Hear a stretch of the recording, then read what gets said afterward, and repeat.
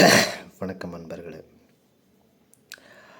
என்னை வழிநடத்தும் குருநாதர்களுக்கும்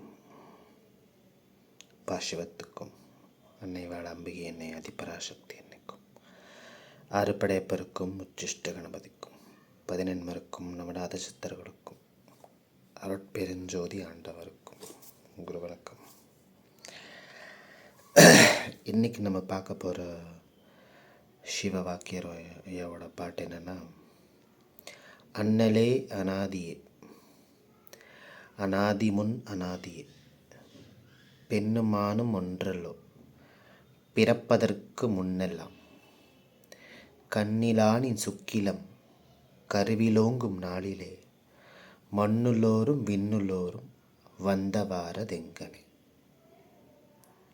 இது என்னடா ஐயா பாடி வச்சிருக்காரு அப்படின்னா, வழக்கம் போல் எல்லா சிதபெரு மக்களும் ஆழ்ந்த தியானத்தில் தான் ஒவ்வொரு இந்த மாதிரி முத்துக்களை அவங்க வெளிப்படுத்துவாங்க. இதில் ஐயா சொல்ல வர்றது வரிகள் பார்த்திங்க அப்படின்னா, இறைவன் தொடக்கமும் முடிவும் இல்லாதவன், அண்ணலே அநாதியே, அநாதி முன் அநாதி. இறைவன் அநாதி. அநாதின்னா உங்களுக்கு தெரியும், தொடக்கம் முடிவும் இல்லாதது. அந்த அநாதிக்கும் அநாதியா, அநாதிக்கு அநாதின்னா அது என்ன சொல்கிறது, ஏற்கனவே ஒன்று தொடக்கம் முடிவும் இல்லாமல் இருக்குது. அது இன்னும் கடந்து அநாதியாக அதை தாண்டி ஒன்று இருக்குது. வெட்டவெளி, ஒளி, நாதம், இந்த மாதிரி சித்தர்கள் பாடுவாங்க அவங்க தியானத்தில் உணர்ந்ததை. அதனால் இறைவனோட நிலையாக பாடுறாங்க. இறைவனுக்கு நிலை இருக்கா அப்படின்றத ஊர்ஜிதமாக சொல்ல முடியாது. ஏன்னா அவர் எல்லாமாவும் இருக்கார், எல்லாத்துக்குள்ளேயும் இருக்கார், இல்லாத இடமில்லை. நான் சிவவாக்கியரை இங்கே பாடுறது என்னென்னா, அண்ணலே அநாதி, அநாதி முன் அநாதி, அநாதிக்கு முன் அநாதியாக நீ உன்னோட தோற்றம், இறைவனோட தோற்றம் எப்போ அப்படின்னு யாருக்கும் சொல்ல தெரியாது, சொல்லவும் முடியாது. ஏன்னா காலம்னு ஒன்று இல்லவே இல்லை.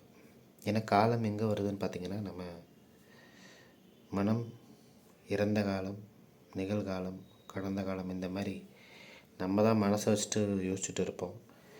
மனம் நின்ன பிறகு காலமும் இல்லை, காலமற்ற வெளியில் தான் இறைவன் இருக்காங்க.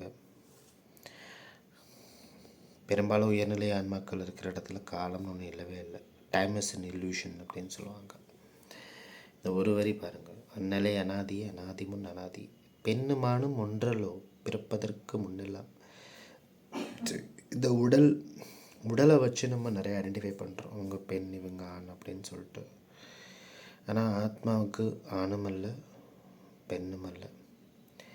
இதெல்லாம் புறத்தில் இருக்கிறதா தவிர உள்ளே இருக்கிறது, அதை இயக்கிற அந்த சக்தி ஒன்று தான். அது அருட்பெருஞ்சோதி ஆண்டவர் இறை. அவர் தான் எல்லாமாவும் எல்லாத்துக்குள்ளே இருக்கார்.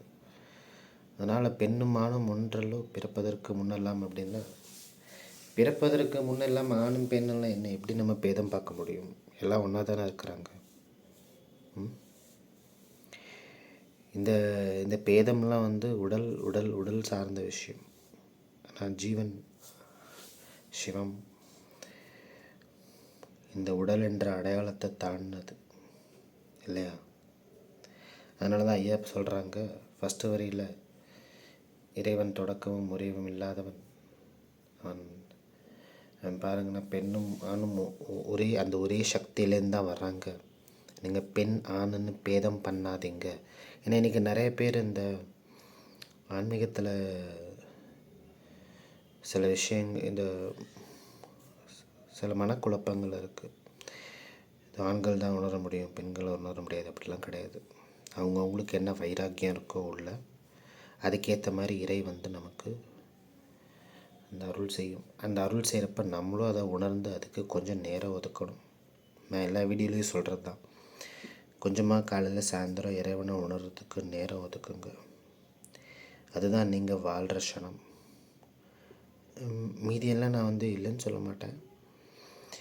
என்னதான் நம்ம தொழில் செய்தாலும் ஏதவத்தை பட்டாலும் முத்தர்மணம் மோனம்னு சொல்லாததா கூட, ப்ராக்டிக்கலாக பார்த்திங்கன்னா கண்டிப்பாக எல்லாருக்குமே அந்த அழுத்தம் இருக்க தான் செய்யுது. நம்ம ஏதோ ஒரு வேலை செய்கிறோம், அந்த வேலையை சார்ந்த பற்று நமக்கு சிந்தனை பண்ணிக்கிட்டே இருக்கோம்.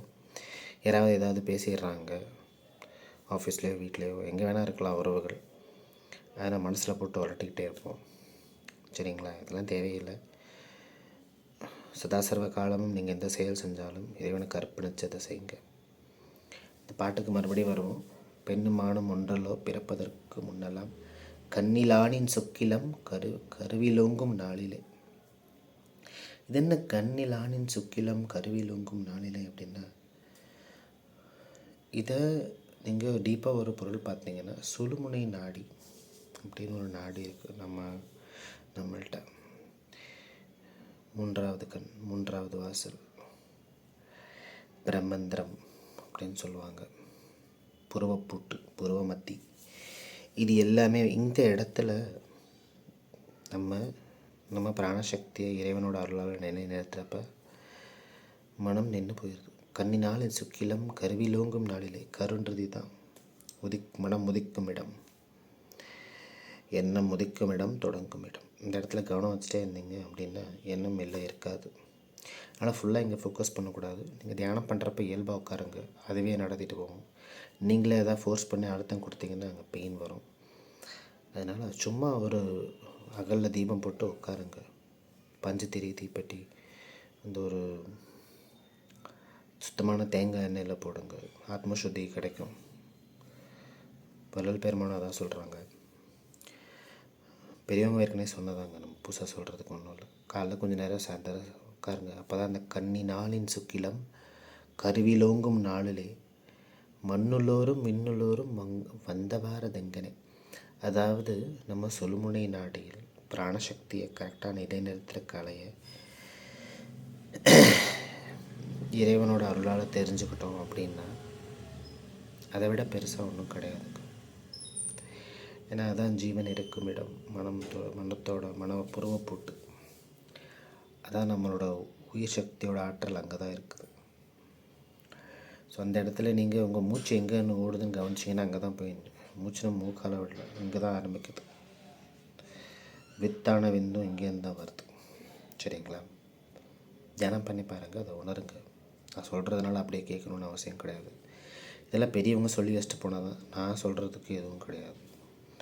அதை பயிற்சி பண்ணி உணர்ந்து பாருங்கள், அது உண்மைன்னு உங்களுக்கே தெரியும். கண்ணினாலின் சுக்கிலம் கருவிலோங்கும் நாளிலே மண்ணுள்ளோரும் விண்ணுள்ளோரும் வந்த வாரதங்கள். மண் விண்ணு எல்லா இடத்துல இறைவன் நீக்கமர நிறைஞ்சிருக்கார் இல்லையா?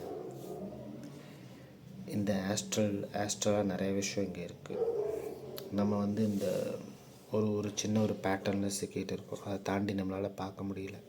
அதனால் இந்த மண்ணில் இருக்கிற சக்திகள், விண்ணில் இருக்கிற தேவர்கள், இவங்க எல்லாருமே நீங்கள் தியானத்தில் உள்ள போக அவங்களோட ஆசீர்வாதம் உங்களுக்கு பரிபூர்ணமாக கிடைக்கும் அப்படின்றது தான் சிவாக்கிரா இங்கே சொல்கிறாரு.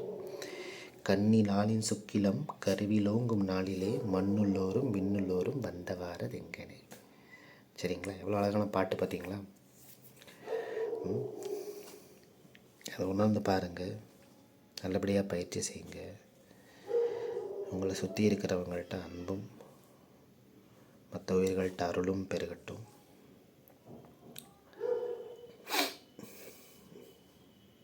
பயிற்சி தான் ரொம்ப முக்கியம். செயலுக்கு வராது எதுவுமே பிரயோஜனப்படாது. இதுக்கும் நேரம் ஒதுக்குறோம், இறைவனை உணர்றதுக்கும் கொஞ்சமாவது நேரம் ஒதுக்குவோம். காலையில் 2 மணி நேரம், சாயந்தரம் 2 மணி நேரம் டக்குன்னு உட்கார முடியாது. பட் கொஞ்சம் பயிற்சியில் எல்லாம் முடியுங்க. முடியாதுன்னு இங்கே எதுவும் கிடையாது. நமக்கு தேவை வைராக்கியம். இந்த வைராக்கியம் வேணும் இறைவனை உணர்றதுக்கு. அப்போ தான் அவர் ஆழமாக நமக்குள்ளே உணர முடியும். இறைவனை வச்சுட்டோன்னு வைங்களேன், நமக்குள்ளே அவர் எல்லாத்தையும் பார்த்துக்குவார். அவர் பூரணமாகட்ட சரணாகதி அடைஞ்சிட்டா போதும். செய்கிற செயல் நம்ம மனப்பூர்வமாக செஞ்சு பற்றற்ற நிலையில் செஞ்சு இறைவனை நமக்குள்ளே உணர்ந்து செய்கிற எல்லா காரியத்துக்கும் கர்மமே கிடையாது. ஆணவத்தின் மையத்தில் இயங்குறப்ப தான் நமக்கு கர்மம் இருக்குது. ஆணவம் இல்லாமல் இயங்குறப்ப இறைவன் தான் எல்லாமே இங்கே இருக்காங்க, எல்லாமே அவர் தான் இருக்கார். செய்கிற செயலெல்லாம் அவருக்கு அர்ப்பணம் பண்ணி பரிபூர்ணமாக அதை செய்கிறப்ப நமக்கு கர்மமே கிடையாது. மேற்கொண்டு இன்னொரு பதிவில் சந்திப்போம். அருட்பெருஞ்சோதி அருட்பெருஞ்சோதி தனிப்பெரும் கருணை அருட்பெருஞ்சோதி. எல்லா உயிரும் இன்புற்று வாழ்க. கொல்லா விரதம் குவளையமெல்லாம் ஓங்குக. நல்லோர் நினைத்த நலம் பெறுக. எல்லோரும் வாழ்க இசைந்து. சிவோகம்.